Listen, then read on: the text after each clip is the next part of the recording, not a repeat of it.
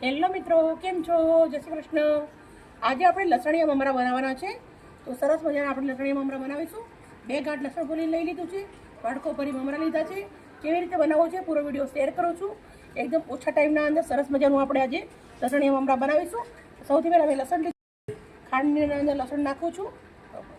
લસણ મેં વાટી લીધું છે અને કશ્મીરી મરચું લીધું છે 2 ચમચી. એ આપણે લસણના અંદર નાખી દેવાનું છે.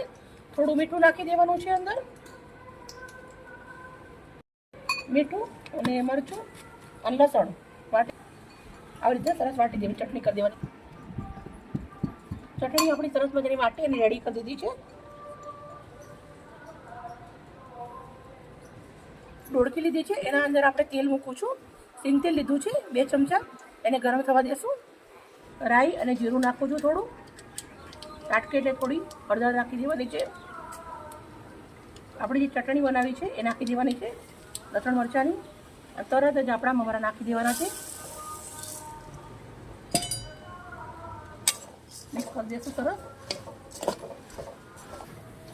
એકદમ ઓછા સમયના અંદર, ઓછા ટાઈમના અંદર સરસ મજાના બાળકો માટે લસણીયા મમરા બની અને એકદમ રેડી થઈ ગયા છે. સરસ મજાના આવી રીતના મિક્સ કરી દેવાના છે આપણે.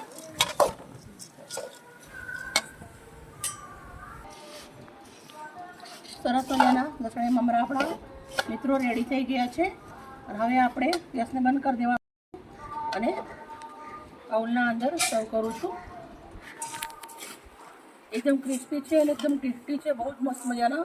તમે એકવાર વઘારી 15 દિવસ સુધી ખાઈ શકો છો. અને 15 દિવસ સુધી રસોનો ટેસ્ટ બહુ જ મસ્ત આવશે એના અંદર. તમે પેકિંગ ના ખાઓ એના કરતાં એકવાર આવી રીતના ઘરે બનાવીને ખાજો. મારી ગેરંટી છે તમને બહુ જ મજા આવશે, બહુ જ સરસ લાગશે. તમે લીમડો નાખવો હોય તો નાખી શકો છો, પણ મેં લસણનો ઉપયોગ કર્યો છે એટલે લીમડો વઘારમાં નથી નાખ્યો મેં.